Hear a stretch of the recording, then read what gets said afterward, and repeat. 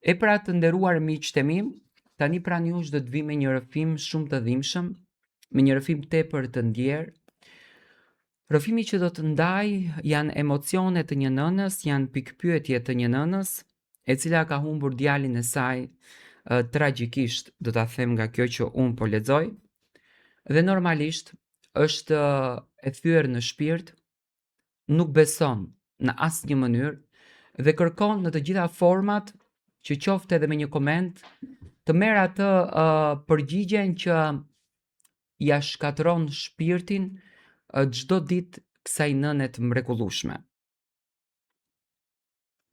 Nëna në këtë rrëfim që ju do dëgjoni rrëfen se çfarë ka zbuluar në dhomën e djalit të saj pas vdekjes. Unë jam nën dhe këtë histori nuk e tregoj lehtë. Ka kohë që unë këtë histori e mbaj brenda vetes. Sepse çdo herë që dikush ma kujton, më duket sikur po e humbas djalin tim për herë të dytë. Por vendosa të flas. Sepse ndoshta dikush tjetër do të kuptoj më herët atë që unë e kuptova shumë vonë. Djali im vdiq papritur. Nuk kishte qenë i smur, nuk kishte shkuar asnjëherë në spital. Nuk kishte ankesa serioze. Ishte 27 vjeç, punonte, dilte me shokët, kishte plane për të ardhmen. Fliste shpesh për martesën, për fëmijë e për një jetë normale. Ishte i lidhur shumë me mua dhe më tregonte gjithçka. Ditët para se të ndronte jetë kishte ndryshuar. Nuk ishte më ai djali që qeshte dhe fliste pa pushim. Ishte bërë i heshtur, i menduar. E shikoja shpesh të humbur me mendime. E kur e pyesja se çfarë kishte, më thoshte se ishte i lodhur nga puna ose se nuk kishte gjumë të mirë. Dhe unë në fakt e besoja, sepse nuk doja të mendoja keq për të. Një natë më tha diçka që sot mua po më vret ndërgjegjen shumë. Më tha se nuk ndjehej i qetë në shtëpi, se ndjente sikur diçka nuk shkonte. Më tha se kishte shumë ëndra të çuditshme dhe se zgjoi shpesh natën i djersitur. I thash se ishte stres. I thash se do t'i kalonte. Në fakt nuk e mora seriozisht. Ditën që vdiq, mëngjesi ishte normal. Hëngrëm bashk, e bëm muhabete. Para se të dilte nga shtëpia u kthye dhe më përqafoi fort. Ishte një përqafim ndryshe. Ishte më i gjatë se zakonisht. Më tha vetëm kujdesu për veten. Nuk e dija në fakt që ajo do t'ishte hera ime e fundit. Kur mora lajmin nuk e kuptova më njëherë. Më dukej sikur dikush po më fliste për dikë tjetër. Kur e pash trupin e tij të pajetë, atëherë më ra bota mbi kokë. Nuk bërtita, nuk qava. Vetëm u ula dhe shikoja. Nuk besoja që djali im nuk merrte frym. Ditët e varimit kaluan si mjegull. Shtëpia ishte plot me njerëz. Por unë ndjesha vetëm. Pas ceremonisë, kur të gjithë në fakt u larguan, shtëpia u mbush me heshtjen që më mbyste. Çdo gjë në thelb më kujtonte djalin tim.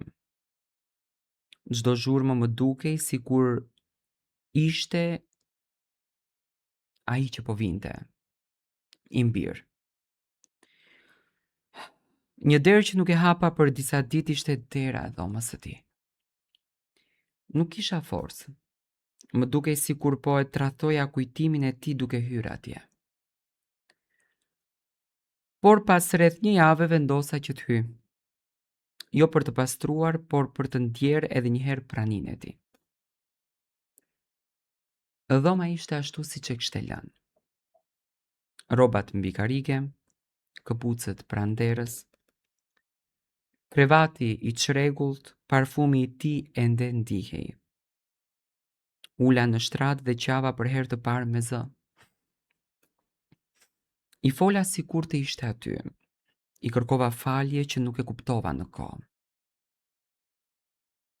Ndërsa po rregulloja disa sende, vura re diçka të çuditshme.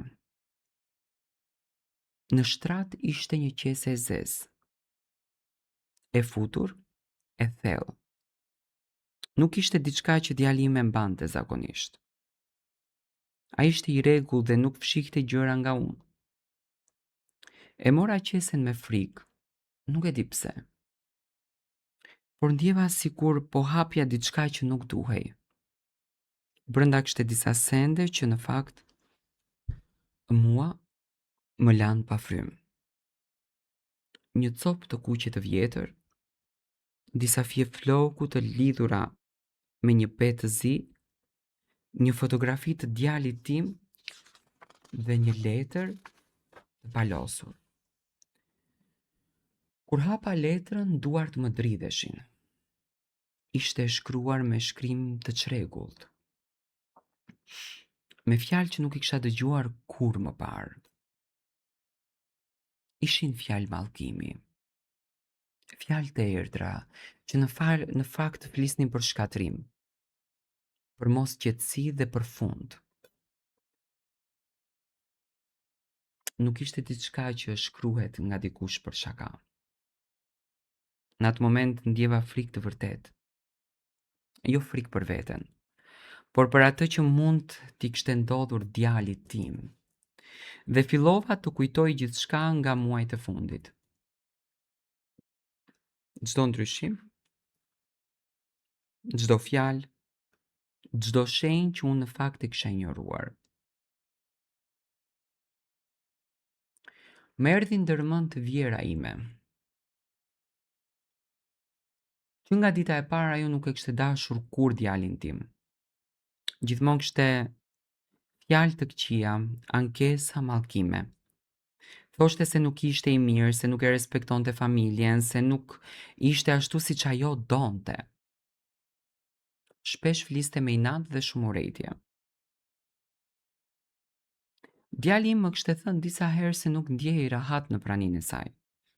Më kishte kërkuar të mos e lija vetëm.